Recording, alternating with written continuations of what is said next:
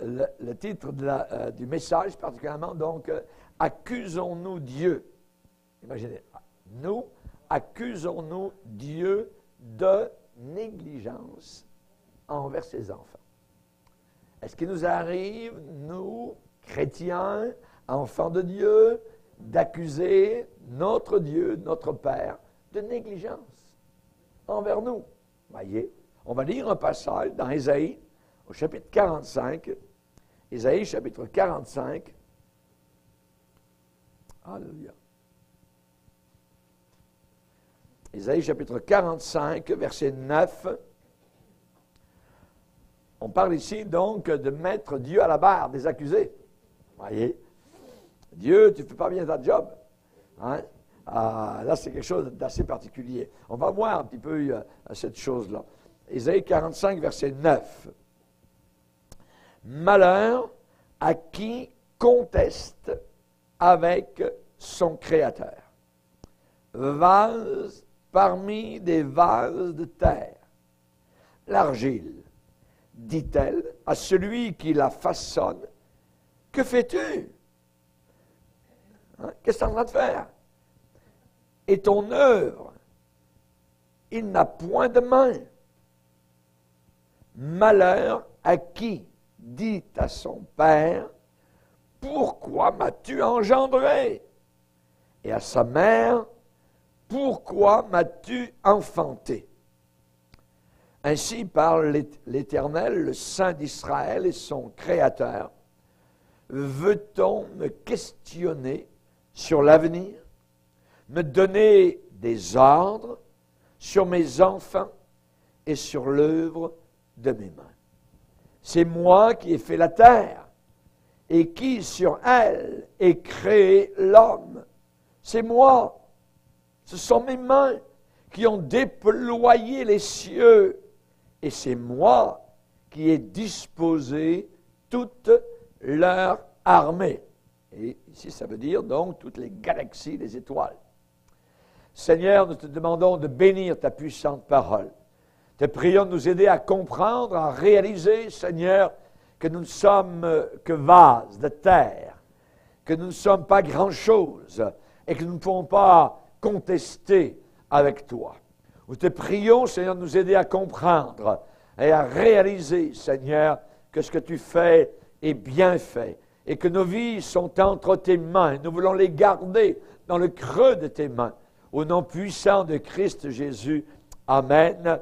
Et tout le peuple dit Amen. Alléluia. Accusons-nous Dieu de négligence envers ses enfants. Ici, on dit, il y a un malheur, ici. Malheur à celui, à la personne qui conteste avec son Créateur. Vase parmi des vases de terre. L'argile, dit-elle, à celui qui la façonne. Hé, qu'est-ce que tu es en train de faire? Voyez? Non. Celui qui a le pouvoir, c'est le potier. C'est lui qui, dans sa tête, sait ce qu'il va faire, donc, avec de l'argile qui n'a, je dirais, aucune forme, hein, qui ne contient absolument rien, qui est prise uniquement, donc, au bord de la rivière, quelque part, hein, qui ne vaut absolument rien. Mais maintenant, cette argile prise entre les mains d'un potier intelligent va devenir et peut devenir un vase d'une très grande valeur, très utile pour contenir des aliments, pour contenir des liquides, pour contenir des breuvages, ainsi de suite. Donc, c'est l'œuvre du potier, l'œuvre du Créateur. Malheur à qui conteste avec son Créateur. L'argile, dit-elle à celui qui la façonne, que fais-tu? Hein? Et l'argile qui dirait, hein, hey, ton œuvre n'a pas de main. Hey, t'as oublié ci, t'as oublié ça. Hein, t'as pas fait de barre, t'as pas fait de poignée pour prendre. Qu'est-ce que tu es en train de faire? Hein? Donc, ce n'est pas, évidemment, c'est pas à l'argile de contester. Vous savez que Dieu a une manière, il a une façon de parler à ses enfants, même je dirais de parler avec ses enfants. Dieu pose des questions. Dieu pose des questions. Pourquoi Dieu pose-t-il des questions? Dieu pose des questions pénétrantes particulièrement pour faire réfléchir les gens, pour nous faire réfléchir à notre situation, pour faire réfléchir à parfois nos mauvaises tendances, nos manières détournées ou quoi que ce soit. Et Dieu veut ranger ça, Dieu veut évidemment donc nous garder dans son chemin, dans sa volonté. Par exemple, il va poser comme question à Jérémie, y a-t-il une nation qui change ses dieux? Y a-t-il une nation qui change ses dieux? Voyez? Pourquoi? Parce qu'Israël, à cette époque-là, avait changé donc son Dieu. S'était détourné du seul et unique Dieu d'Israël pour se tourner vers les idoles païennes, vers Astarté, vers Moloch, vers ceci, vers cela, le Dieu du soleil, le Dieu de la lune, hein, le Dieu de ceci et de cela. Hein. Donc, et la question est posée pour faire comprendre qu'ils sont en train de se détourner. Y a-t-il une nation qui change ses dieux? On va le lire dans Jérémie chapitre 2. Jérémie chapitre 2.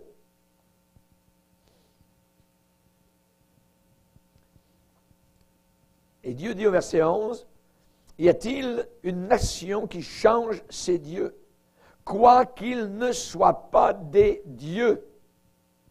Et mon peuple a changé sa gloire contre ce qui n'est d'aucun secours. » Imaginez.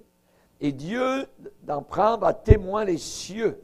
Cieux, soyez étonnés de cela. Frémissez d'épouvante et d'horreur, dit l'Éternel. Car mon peuple a commis un double péché. Un, ils m'ont abandonné, moi qui suis une source d'eau vive. Et le deuxième péché, pour se creuser des citernes crevassées qui ne retiennent pas l'eau, qui ne retiennent pas la bénédiction. Donc, abandon de Dieu, et maintenant, donc, on a d'autres dieux. Et la question est simplement posée, hein, y a-t-il une nation qui change ses dieux? Une autre question que Dieu a posée, c'est à Adam.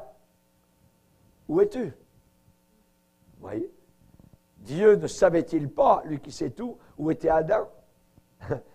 Dieu savait très bien où le petit Adam était en train de se cacher, quelque part derrière un arbre, derrière ses feuilles de figuier, ainsi de suite. Voyez? Mais Dieu pose la question, simplement. Où es-tu? Pour qu'il sache vraiment où est-ce qu'il était. Même s'il le savait, il voulait qu'il fasse la différence entre rencontrer Dieu tous les soirs en ayant, je dirais, cœur ouvert, et là, en train de se cacher de Dieu. Où es-tu? Où es-tu? Voyez? Donc, il les pose. Le Seigneur pose ces questions de telle façon qu'il met à jour nos pensées. Nos pensées sont obligées d'être mises à jour par les questionnements que Dieu donne. Vous voyez la manière de Dieu. Y a-t-il une nation qui change ses dieux? Non, il devrait répondre à cette question-là. Adam, où es-tu? Adam, où es-tu? Élie, rappelons-nous, découragé complètement au terminus de son ministère, hein, il est dans une caverne, dans une montagne, il a laissé son serviteur à Beersheba, il s'est couché quelque part dans le désert, Dieu l'a relevé un peu, mais finalement il marche, et là il est dans une caverne perdue dans le désert, dans le mont Horeb, tout ça. Et Dieu vient vers lui, et Dieu lui pose la question, « Élie, que fais-tu ici? Que fais-tu ici? Qu'est-ce que tu es en train de faire? Est-ce que tu penses que c'est là vraiment que je te veux? » Voyez? Donc, Dieu pose des questions. Que fais-tu ici? Rappelons-nous l'apôtre Pierre, qui commence à marcher sur de l'eau. Hey, n'essayez pas de marcher sur de l'eau, ça ne marchera pas, je vous le dis à l'avance. Voyez?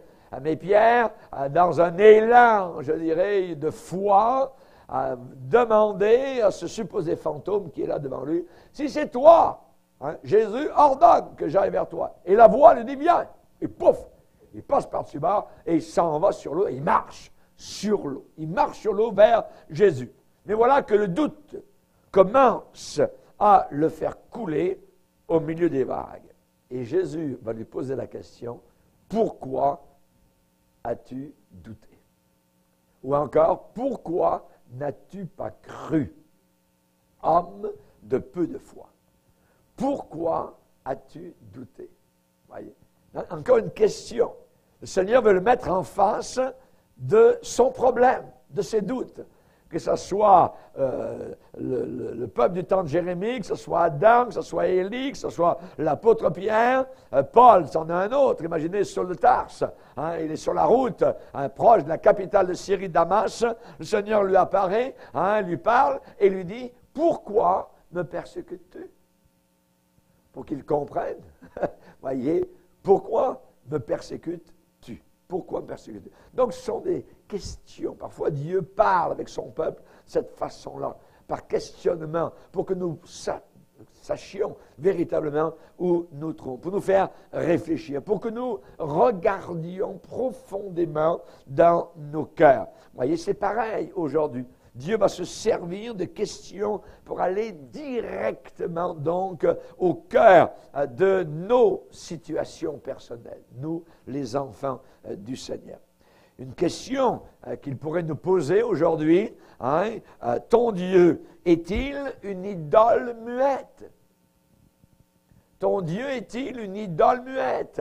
On sait que dans le psaume 115 particulièrement, eh bien, l'auteur de ce psaume va montrer la différence des idoles avec le Seigneur. Regardez psaume 115 où il va dire,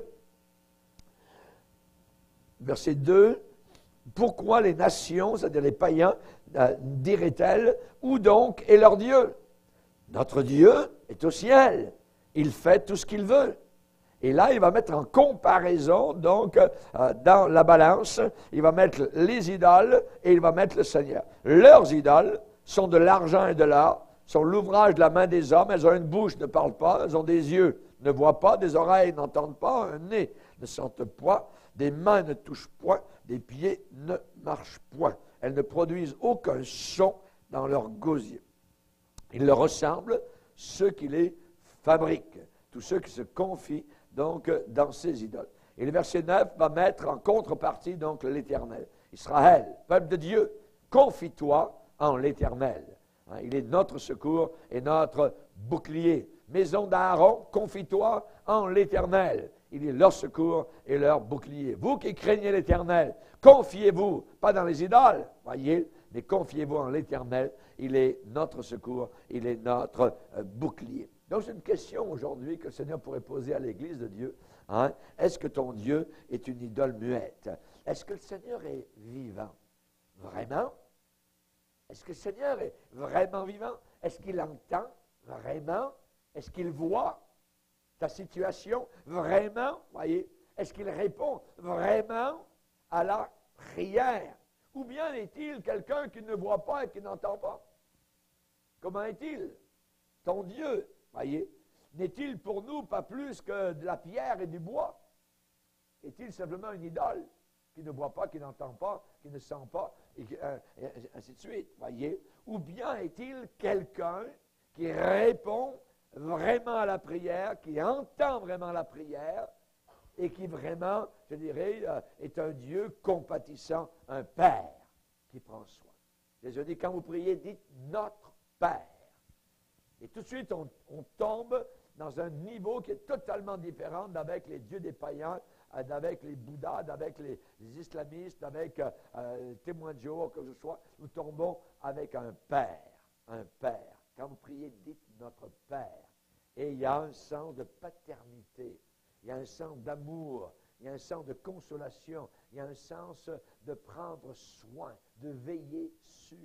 Amen. Gloire au Seigneur. Notre Dieu n'est pas de pierre et de bois, n'est pas comme une idole morte. Une autre question que le Seigneur pourrait nous poser à chacun de nous.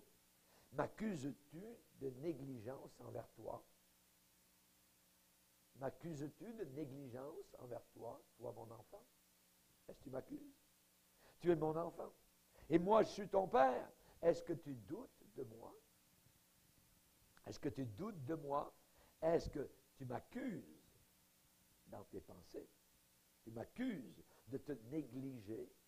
Tu m'accuses de ne pas entendre tes cris sincères. Nous, les chrétiens, nous verbalisons très rarement nos doutes. Ouais. Nous verbalisons, nous disons ouvertement rarement nos doutes et parfois même notre incrédulité. Et parfois les doutes sont là. Et l'incrédulité est parfois aussi là. Nous ne disons jamais aux autres que Dieu nous a négligés. Non, non, non, non. Nous ne disons jamais aux autres que Dieu a été silencieux à nos cris. Nous ne disons jamais aux autres que Dieu n'a pas entendu nos prières, que Dieu n'a pas œuvré en notre faveur.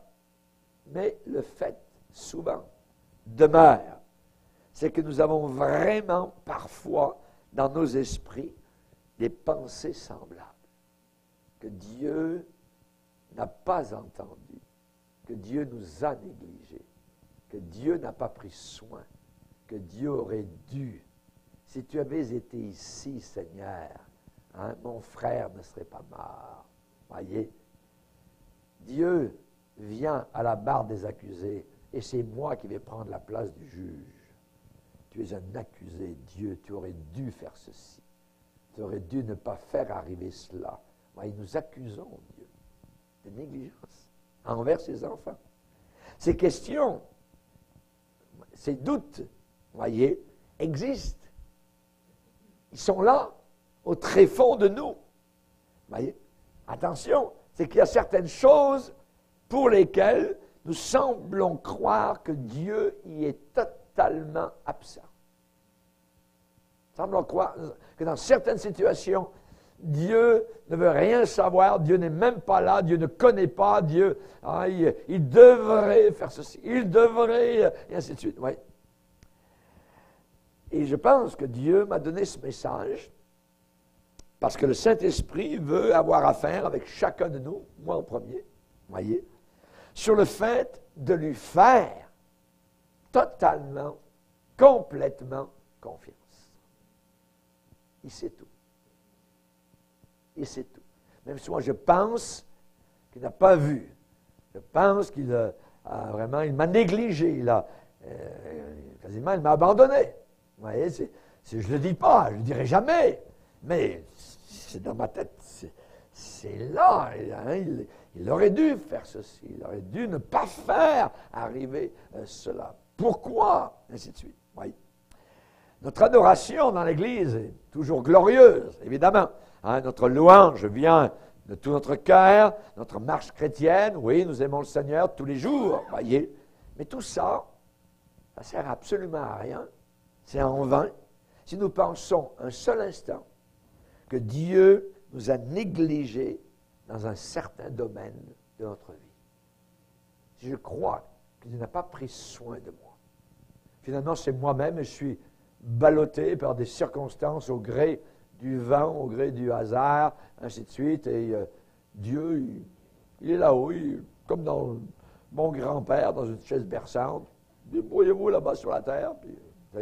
Si je crois ça, voyez, toute ma louange, voyez, toute ma foi, ça sert à zéro. Si je dirais dans un seul instant, je crois que Dieu me néglige, que Dieu n'est pas là, que Dieu m'a lâché, que Dieu m'a abandonné, on appelle ça, il faut le reconnaître, de l'incrédulité. De l'incrédulité. Il y a une question à laquelle j'aimerais répondre ce soir. Dieu a-t-il la réponse à chaque question et à chaque besoin de ma vie? Est-ce que vraiment, on va au fond de la chose, on va au creux de la chose, est-ce que Dieu vraiment a la réponse totale à tous mes besoins? Tous. Tout ce que je suis sur la terre, depuis mon berceau jusqu'à mon tombeau, est-ce que vraiment le Seigneur a toutes les réponses à mes besoins dans ma vie? N'importe quel croyant, n'importe lequel, qui veut plaire à Dieu avec sa vie de prière, doit premièrement régler cette question. Si je ne crois pas que Dieu a la réponse à chaque question que je me pose, si je ne crois pas que Dieu a la réponse à chaque besoin de ma vie, j'ai du trouble. Je suis dans le trouble. J'ai un grave problème. Et c'est le problème de l'Église aujourd'hui, apostate, qui se tourne vers les hommes pour avoir les réponses à leurs problèmes. Tout est là. On se détourne de Dieu. Y a-t-il une nation qui change ses dieux?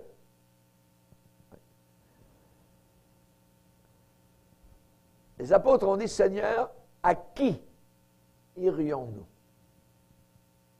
Qu'à toi. Tu as les paroles de la vie éternelle. À qui d'autre allons-nous aller? Il faut que je règle cette question. C'est une grande question. Et si je ne crois pas que Dieu a la réponse à tout, absolument tous les problèmes de ma vie sur la terre, je suis un incrédule. Alors je dois répondre, est-ce que Dieu possède tout ce dont j'ai besoin? Oui, il possède pas mal de choses, mais pas tout. Si je dis ça, ça ne sert à rien. J'ai une autre question que je peux poser. Est-ce que j'ai besoin d'aller ailleurs pour avoir ma réponse? Quelque part ailleurs que vers le Seigneur. Est-ce que j'ai besoin d'aller ailleurs que vers le Seigneur pour avoir véritablement la réponse à mon problème? Ça paraît simple comme question. Mais la plupart des chrétiens vont répondre, oui, je crois que Dieu a tout ce dont j'ai besoin. Mais il y en a beaucoup qui ne sont pas pleinement convaincus. Beaucoup ne sont pas pleinement convaincus de cela. Oui. On dit que nous le croyons, on chante des cantiques à ce sujet, on y prêche dessus, mais lorsque la crise frappe, la tempête frappe, la crise arrive véritablement, quand Dieu ne semble pas répondre, nous ne croyons plus vraiment qu'il a tout ce dont nous avons besoin. C'est dans les moments de crise, dans les moments d'épreuves terribles, est-ce que nous croyons encore que Dieu a tout, absolument toute la réponse? Ou bien je vais me tourner ailleurs. Ailleurs. L'apôtre Paul a dit, et mon Dieu pourvoira à tous vos besoins, selon sa richesse avec gloire en Jésus-Christ. Est-ce que je crois ce verset-là? Et mon Dieu pourvoira à tous vos, pas vos désirs, à vos besoins. À vos besoins. Et mon Dieu pourvoira à tous vos besoins. Vous savez, le Seigneur a un entrepôt rempli d'abondance pour répondre à tous nos besoins. À tous nos besoins. Vous connaissez, on a le jour parlé de la femme qui est venue, la pauvre veuve. Jésus en a parlé, cette parabole, la veuve qui est venue vers ce juge inique, qui se foutait complètement de toute la race humaine, voyez.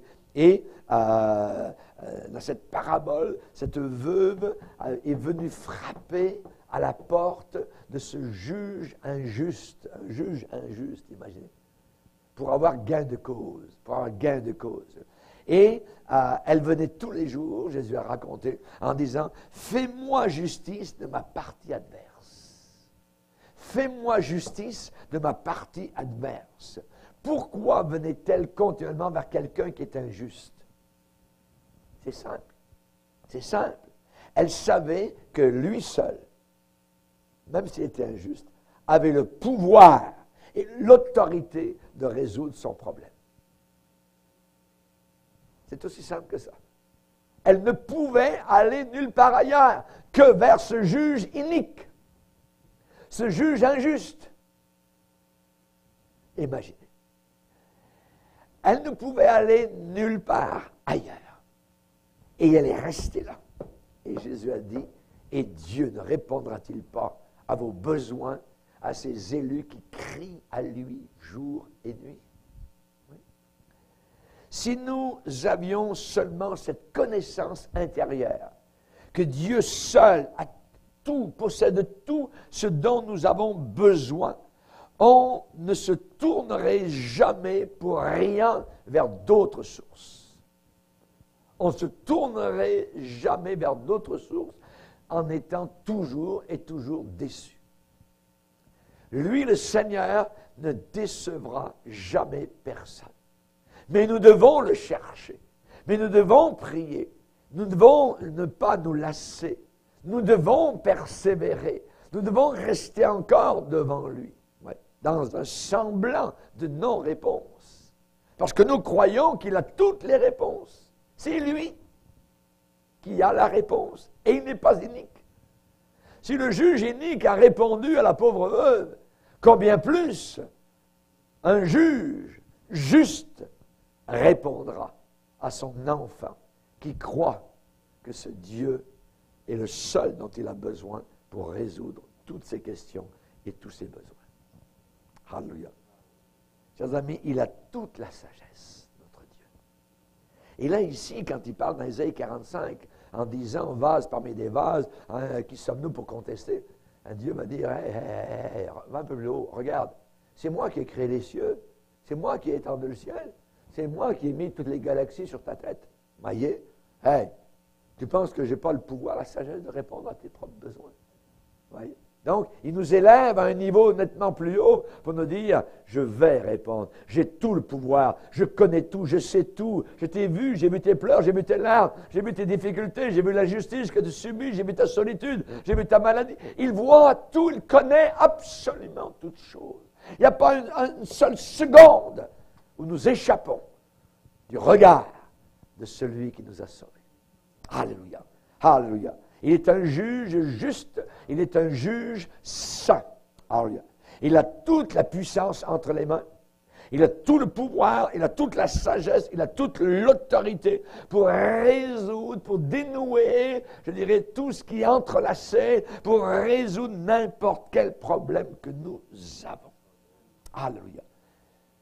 Quand David a regardé les étoiles la nuit, il a dit, quand je considère la lune et les étoiles, Seigneur, qui suis-je? Qui suis-je pour que tu prennes soin de moi? Pour que tu prennes garde de moi. Notre Dieu prend garde de son enfant. Alors, nous croyons uniquement que lui seul a tout le pouvoir pour nos problèmes. L'Éternel est mon berger. Je ne manquerai de rien. Je ne manquerai de rien. Je n'ai jamais manqué de rien depuis 44 ans que je le sais. Je peux le dire. Je n'ai jamais manqué de rien. Oui. Je n'ai jamais manqué de sa présence. Je n'ai jamais manqué de sa bonté. Je n'ai jamais manqué de son amour. Je n'ai jamais manqué de sa direction. Je n'ai jamais manqué de son Saint-Esprit. Je n'ai jamais manqué de sa consolation. Il a toujours été là. S'il est vraiment mon berger, et si je suis vraiment sa brebis, alors je viens toujours sous sa coupole, je viens sous sa protection, je viens à l'ombre du Tout-Puissant, the Almighty. Alléluia. Gloire à Dieu. Rappelons-nous Israël, le peuple d'Israël. Dieu a essayé pendant 40 ans de convaincre Israël qu'il ne manquerait de rien. Qu'il ne manquerait de rien. Voyez. Pendant 40 ans, Dieu a essayé de convaincre Israël que lui seul serait leur source, leur provision, voyez, leur soutien, leur protection constamment. Lisez avec moi dans Deutéronome chapitre 2. Deutéronome chapitre 2.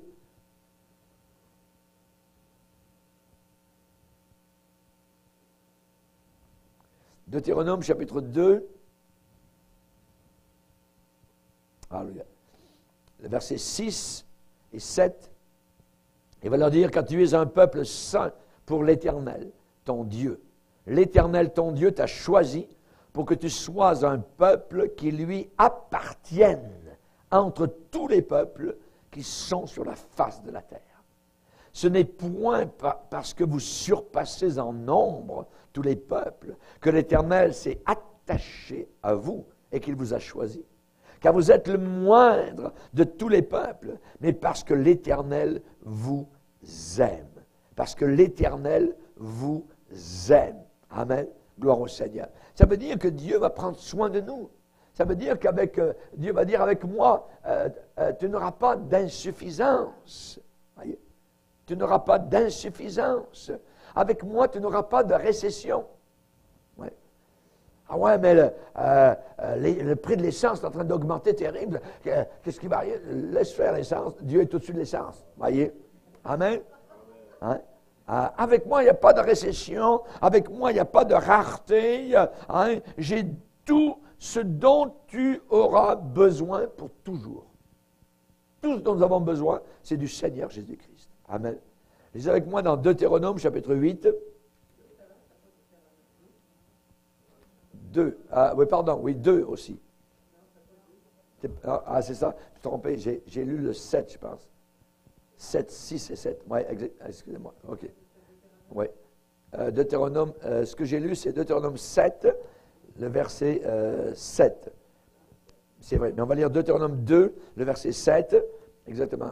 Car l'Éternel, ton Dieu, t'a béni dans tout le travail de tes mains. Il a connu ta marche dans ce grand désert. Voilà 40 années que l'Éternel, ton Dieu, est avec toi. Tu n'as manqué de rien. Tu n'as manqué de rien.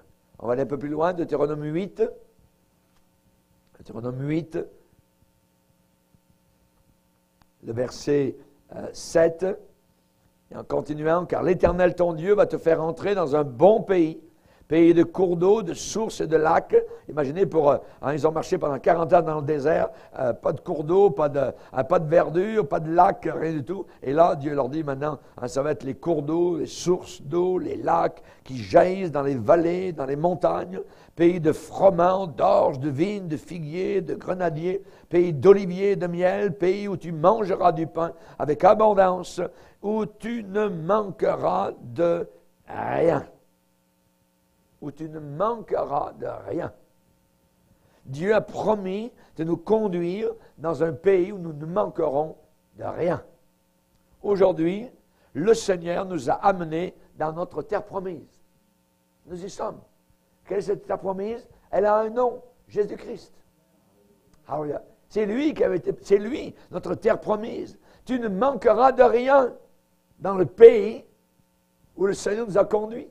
En Jésus-Christ. Amen. Gloire au Seigneur.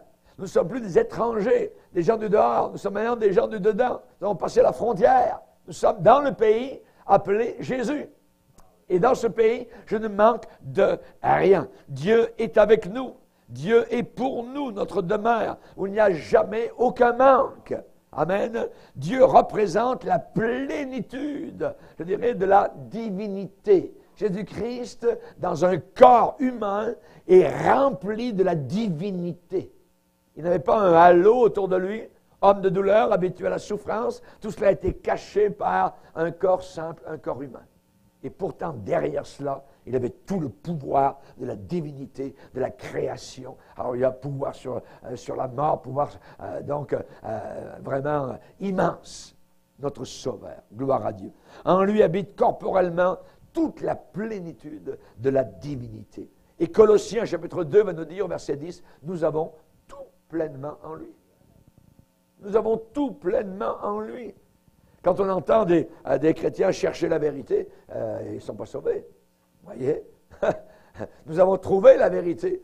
Maintenant, nous sommes dans le pays et nous travaillons et nous labourons dans ce pays. Et il y a des fruits qui vraiment jaillissent d'un côté et d'autre. Nous apprenons à connaître ce pays qui est merveilleux, Jésus-Christ, qui est la vie éternelle. Or, la vie éternelle, c'est qu'ils te connaissent. Toi, le pays de Dieu qui s'appelle Jésus-Christ. Terre promise. Merci Seigneur. Si vous ne croyez pas ça, vous êtes en train de dire, l'Ancien Testament pourvoyait quelque chose de meilleur. C'était meilleur dans l'Ancien Testament que ce que nous avons maintenant en Jésus-Christ. Si vous ne croyez pas ce que je viens de dire, vous êtes en train de dire, sous la loi, alors les gens avaient la plénitude, les gens avaient l'abondance, mais avec Jésus, nous avons moins que l'Ancien Testament. Tout cela, ce raisonnement est faux. Et je dis non, 1000 fois non. Voyez, c'est vrai que dans l'Ancien Testament, les croyants avaient la gloire Shekinah qui se révélait parfois. Mais Dieu dit qu'il a pourvu maintenant, quelque chose de meilleur pour nous. Et si vous relisez l'Épître aux Hébreux, le mot qui revient souvent, c'est le mot meilleur. Une meilleure alliance, un meilleur fondement, une meilleure vie. Tout est meilleur, Aria. Tout est meilleur dans le Nouveau Testament. La présence même de Jésus. Et lisez cela avec moi dans la deuxième épître aux Corinthiens, chapitre 3. Deuxième épître aux Corinthiens, chapitre 3.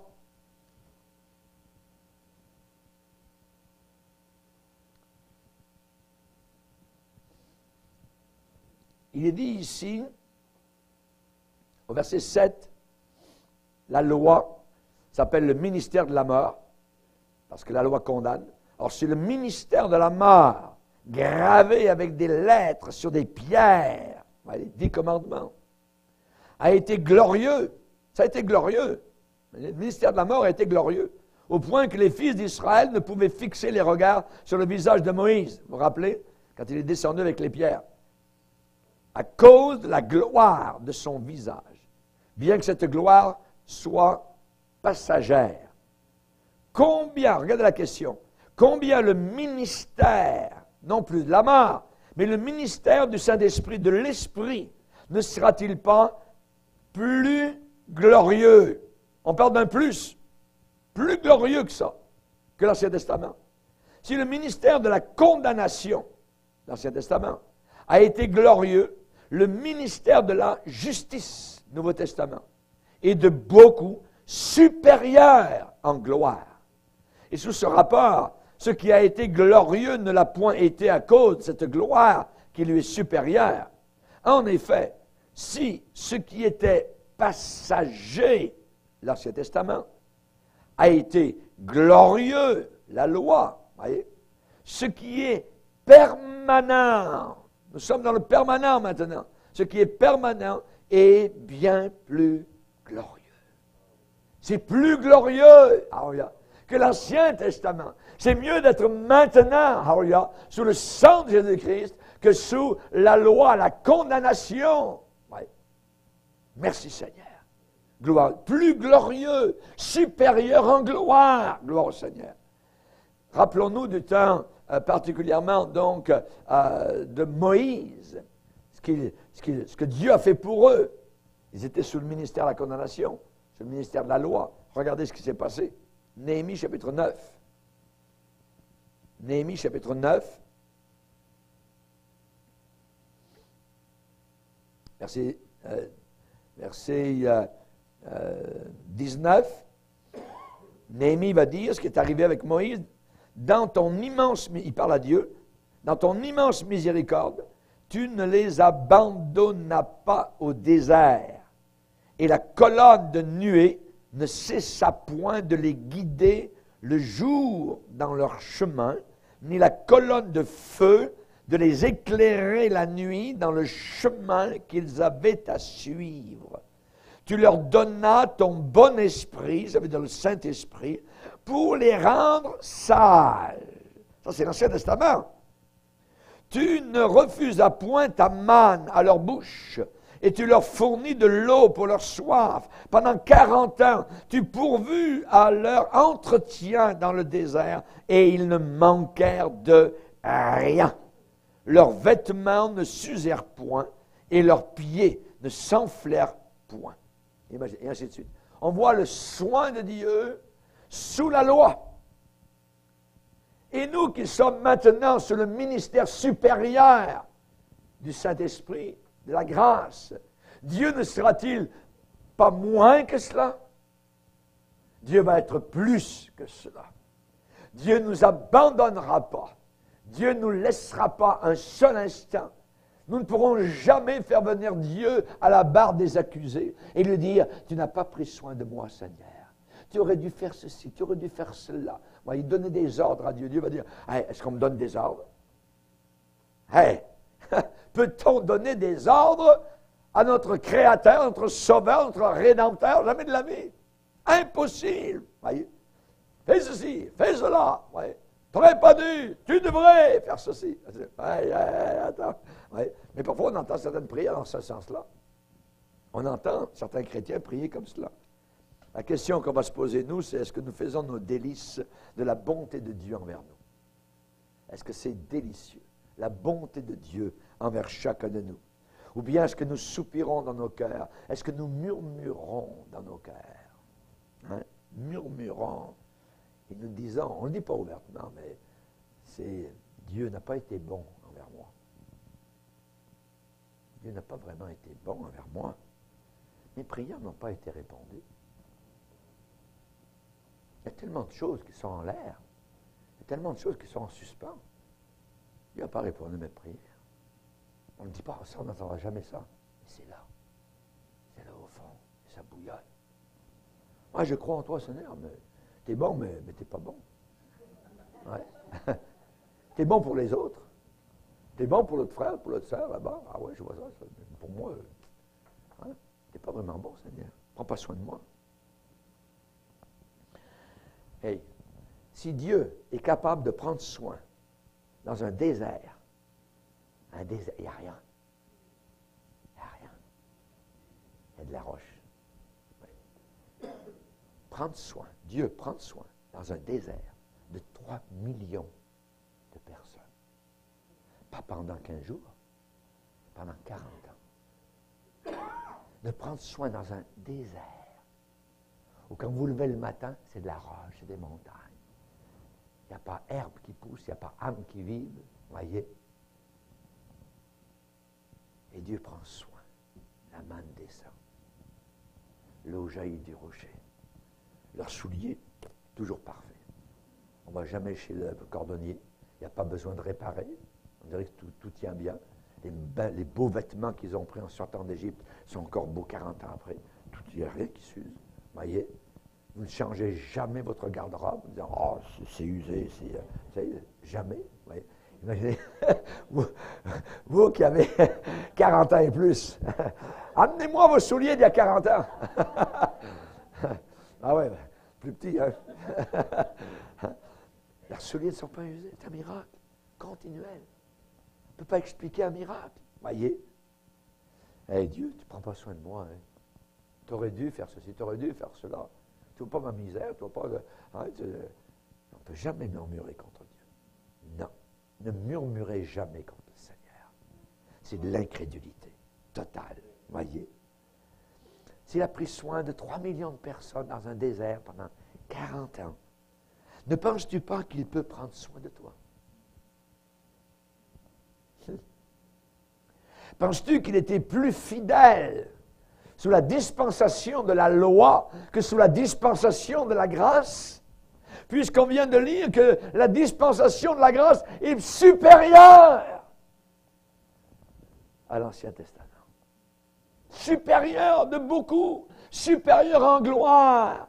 Le ministère de la condamnation a été glorieux, le ministère de la justice a été de beaucoup supérieur en gloire, en bonté, en puissance, en provision, en soin. Alléluia. Est-ce que cela t'émerveille de voir de quelle façon Dieu a pris soin d'Israël? Mais cependant, regarde-toi toi-même. Pauvre de moi. Oh, mais Dieu, tu as disparu de mon horizon. Tu m'as abandonné. Tu n'es plus là. Il est juste là, à côté. Il est juste là, voyez. Et on parle comme des pauvres mendiants, voyez. Il est là. Il est présent. Il l'a promis. Je ne t'abandonnerai jamais. Je ne te laisserai jamais. Que peut me faire un homme? Alléluia. Sion disait, l'Éternel m'abandonne. Le Seigneur m'oublie. On appelle ça des murmures. Ne murmurez jamais. Ne murmurez pas. C'est accuser Dieu de négligence envers ses enfants. Tu n'es pas un bon père. Tu devrais prendre soin mieux que ça de tes enfants. C'est ça qu'on est en train de lancer comme message à Dieu. L'accuser. Oui. Sion disait, l'Éternel m'abandonne, le Seigneur m'oublie. On va le lire, Ésaïe 49. Et Dieu va répondre dans sa bonté, connaissant la faiblesse humaine. Ésaïe 49.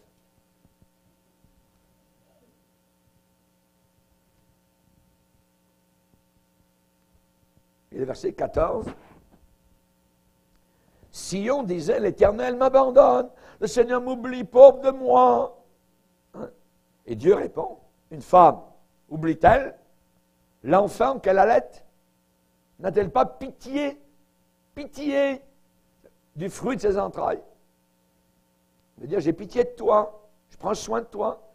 Quand elle l'oublierait Moi, je ne t'oublierai point. Voici, je t'ai gravé sur mes mains. Tes murs sont toujours devant mes yeux.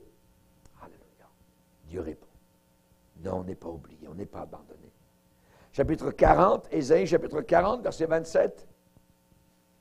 40, verset 27. Dieu interpelle son peuple en disant, « Pourquoi dis-tu, Jacob, pourquoi dis-tu, Israël, ma destinée, mon destin, ça veut dire mon futur, est caché devant l'Éternel. Dieu ne sait pas, Dieu ne connaît rien. Mon droit passe inaperçu devant mon Dieu. » Réponse de Dieu, « Ne le sais-tu pas? Ne l'as-tu pas appris? C'est le Dieu d'éternité, l'Éternel, qui a créé les extrémités de la terre. Il ne se fatigue point, il ne se lasse pas. On ne peut sonder son intelligence. Il donne de la force à celui qui est fatigué. Et il augmente la vigueur. Celui qui tombe en défaillance. Les adolescents se fatiguent et se lassent. Les jeunes hommes chancellent. Mais ceux qui se confient, qui placent leur confiance totalement en l'Éternel, renouvellent leur force. Ils prennent le vol comme les aigles. Ils courent et ne se lassent point. Ils marchent sans se fatiguer. Amen. Dans Malachie, c'était aussi des murmures contre Dieu. Et on peut lire le genre de murmures qu'ils avaient contre le Seigneur. Ils étaient en train de dire, ça ne sert à rien de servir Dieu. Il n'y a pas de différence entre le païen et le chrétien. Regardez Malachie, chapitre 3, verset 14, 13 même. C'est Dieu qui parle. Il dit, vos paroles sont rudes contre moi, dit l'Éternel. Et vous dites, hey, Seigneur, qu'avons-nous dit contre toi? Vous avez dit, c'est en vain que l'on sert Dieu. Ça ne sert à rien de servir Dieu. Qu'avons-nous gagné à observer ses préceptes et à marcher avec tristesse à cause de l'Éternel des armées? Maintenant, nous estimons heureux les hautains. Oui, les méchants prospèrent, ils tentent Dieu et ils échappent. Et Dieu de répondre en disant, ceux qui craignent l'Éternel, ceux qui honorent mon nom, seront à moi, verset 17. Ils m'appartiendront au jour que je prépare. J'aurai compassion d'eux, comme un homme a compassion de son fils qui le sert. Et vous verrez de nouveau la différence entre le juste et le méchant, entre celui qui sert Dieu et celui qui ne le sert pas. Vous allez voir la différence. Vous savez, Israël, le peuple d'Israël n'a jamais véritablement été convaincu qu'ils auraient leur provision avec Dieu. Ils ont été rebelles tout le long du chemin, même si Dieu pourvoyait leurs besoins. Ils avaient un cœur incrédule, un cœur rebelle. Oui. Ils n'étaient pas un peuple saint du tout. Ils étaient un peuple rebelle.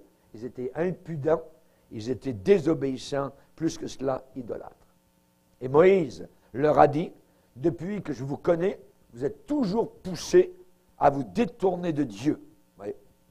Et quand ils invoquaient le Seigneur, Dieu cependant venait et répondait à leurs cris. Imaginez, il avait pitié d'eux. Maintenant, je vous pose la question, est-ce que Dieu n'entendra-t-il pas plus, ne répondra-t-il pas plus devant les cris de ceux qui ont quitté l'idolâtrie? Nous avons quitté l'idolâtrie. Dieu répondait aux Israélites qui étaient encore des idolâtres. Est-ce que Dieu ne répondra pas à nos cris, à nous qui l'aimons avec passion? On aime le Seigneur passionnément. Ben, c'est notre vie, Christ est ma vie. Donc on doit être convaincu que pour avoir notre réponse, c'est uniquement en lui. Uniquement en lui. Elle n'est pas dans quelque chose qu'on peut faire. Elle n'est pas la réponse dans quelque ami qui peut se trouver quelque part. Hein? Elle n'est pas notre réponse dans quelques groupes de support ici et là. Tout est en lui. C'est en lui qu'est notre réponse. Amen. Nous regardons à Jésus qui est l'auteur de notre foi. C'est lui qui a commencé notre foi. Et c'est lui qui va la parachever. D'où me viendra le secours? Le secours me vient de l'Éternel, qui a fait les cieux et la terre. Encore, vous voyez comment Dieu, dans la réponse aux prières, Dieu souvent ajoute son élément créateur. Si j'ai créé l'univers, je suis capable de répondre à ta petite prière. Amen. Gloire au Seigneur. Si on ne croit pas ça, si on n'est pas convaincu que le Seigneur a tout dont nous avons besoin, alors on est en train de lui dire qu'il n'est pas un bon père. En train de lui dire qu'il n'est pas un bon père. Et on dit qu'il n'a pas le droit vraiment d'élever des enfants. C'est un bon père qui doit élever des enfants normalement. Voyez? On est en train de l'accuser d'avoir tout le pouvoir, d'avoir toute la puissance, toute l'autorité pour pouvoir à nos besoins, mais il nous la cache. Et il nous prive de sa réponse. Donc, quel que soit, je dirais, votre problème, quelle que soit même votre confusion, ça peut arriver qu'on est confus dans les chrétiens, mais on sait encore que la réponse, elle est là, en lui. En lui. Amen, bon Seigneur. Donc, si je m'attends uniquement et simplement à Jésus, il va parler. Il va parler. La porte va s'ouvrir. Le juge juste va ouvrir la porte.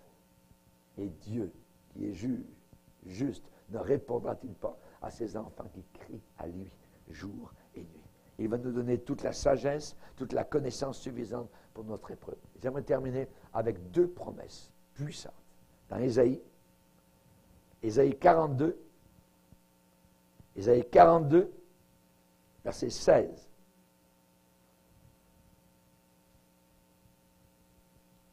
Verset 16,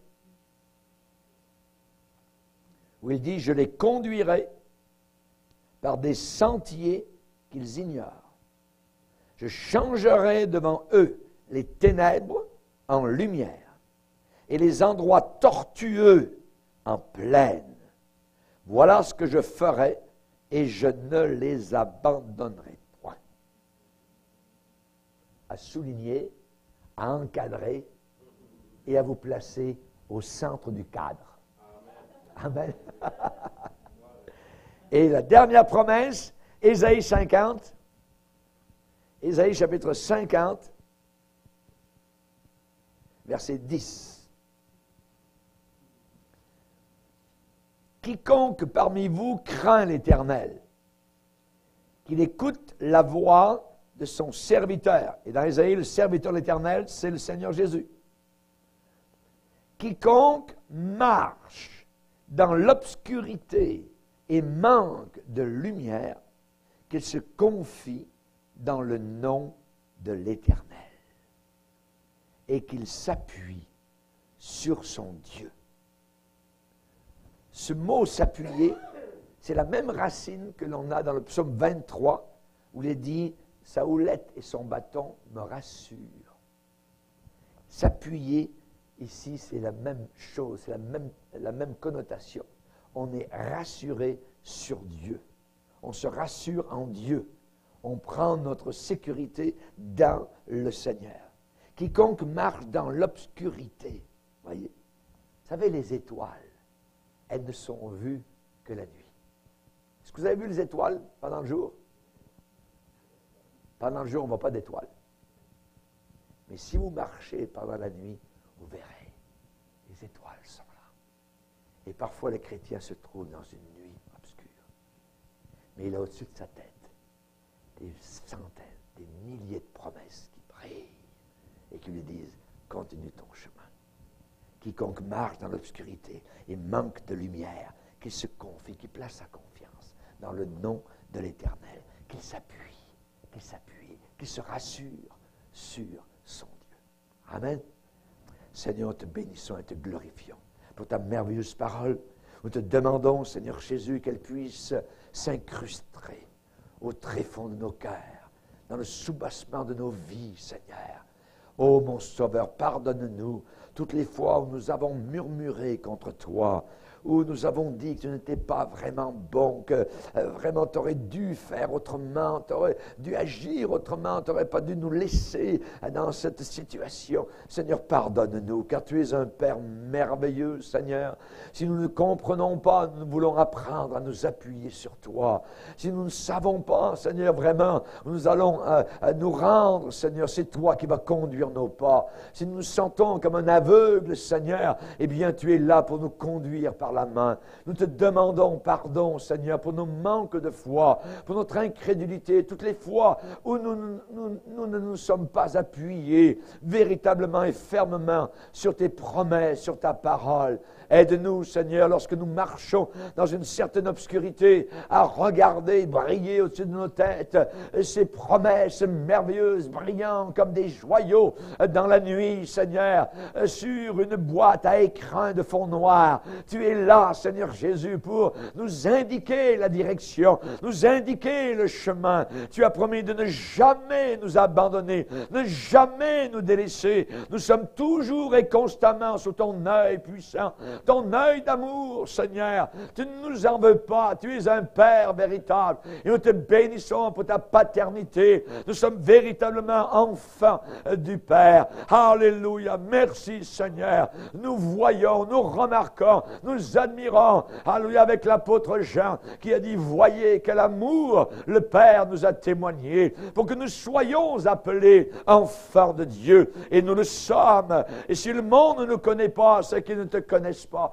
Seigneur, merci. Merci pour ta protection. Merci pour tes directions. Merci pour ton sang, Seigneur, qui purifie, Seigneur, nos rébellions, nos incrédulités, nos contestations avec toi. Nous ne voulons jamais, Seigneur, t'emmener, Seigneur, au banc de l'accusé. C'est nous qui voulons nous asseoir au banc des accusés pour dire, Seigneur, tu as raison. Merci, Seigneur, d'avoir pris soin sous le ministère de la condamnation de la loi. Tu as pris soin des enfants d'Israël, rebelles, ingrats, idolâtres. Tu as même répondu à leurs prières. À plus forte raison, Seigneur, le ministère de la grâce, supérieur en gloire, supérieur en puissance, supérieur, Seigneur Jésus.